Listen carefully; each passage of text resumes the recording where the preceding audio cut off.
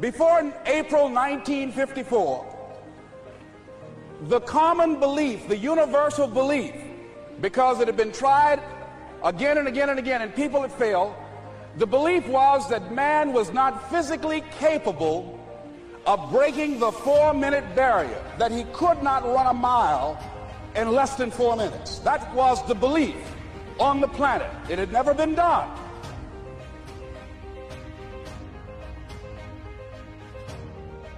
But here's what happened, ladies and gentlemen.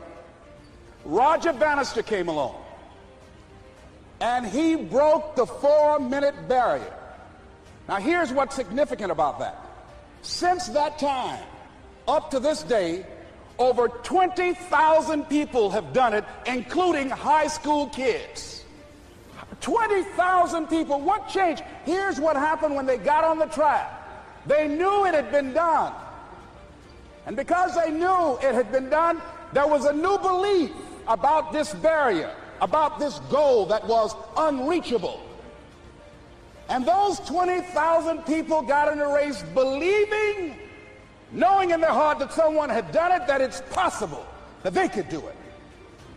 And I'm saying that if you know anybody that had some goal, some dream, something they wanted to do, and they did it, then I'm saying that you know in your heart that if someone has done it, then you can do it. It's possible.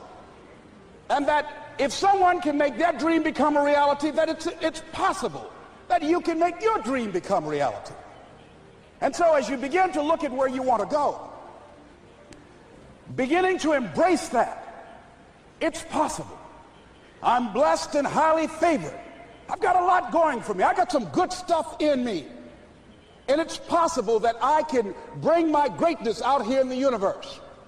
That I can do what I want to do. It's possible I can write my own book. I can have my own business. I can take the trip and travel around the world. It's possible. I can bounce back from adversity and reinvent my life. It's possible. Regardless of where I am, that things can get better for me. It's possible. I'm thinking about two men right here in Chicago who were fairly successful, similar background, educated. They worked for a corporation for many years, and they were among many people that were laid off. Two guys who were very good friends. One went out looking for a job for several weeks along with the other one, and they faced disappointment and rejection again and again and again. They couldn't find any work, which is the story of many people across this country. One guy stopped. He became discouraged. He stopped going. He stayed home looking at television, became very argumentative and toxic with his wife, drinking beer, getting on the phone, talking to his other negative, unemployed friends, and he just gave up. The other guy kept looking for a job everywhere he could go. Every time he could get an opportunity, kept asking people, networking, checking the newspapers every day. Kept going everywhere he could, trying to find a job. You have too much education. You're overqualified. You won't be here long enough. He kept going. He kept going. He went to a place and said, look here, I tell you what, if you can't hire me, and I know you can use my talents, abilities, and skills, I don't want to sit home and do nothing. Just let me do some volunteer work. You don't have to give me anything, all right? I just want to work. I want to be busy. Guy said, okay, it's on you now, but don't expect me to give you anything. It's okay. This guy came in and worked. He was the first one there. The last one to leave was the best employee there. About 4 weeks later, one of the top managers quit. They were looking for a replacement. Guess who they selected? This other guy.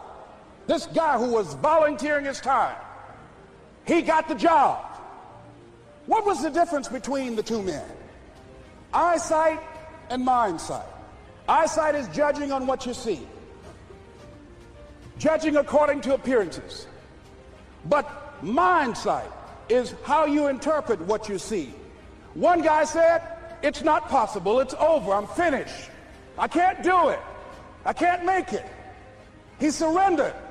I've faced rejection again and again. I'm not going anymore. There are no jobs out there.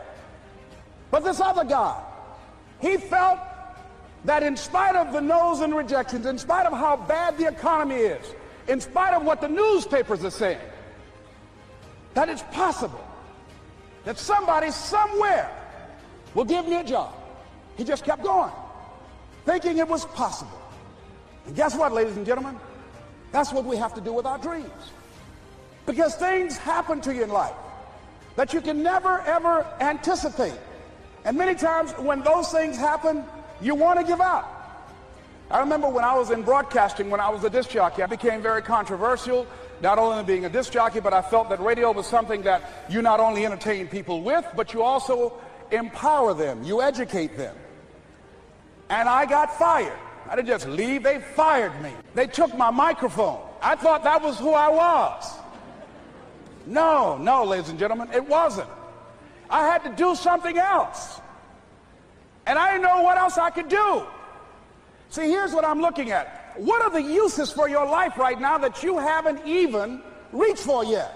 See, I believe that when you don't have enough encouragement to act on your dreams or ideas, or you're not enlightened enough, that life will act on you.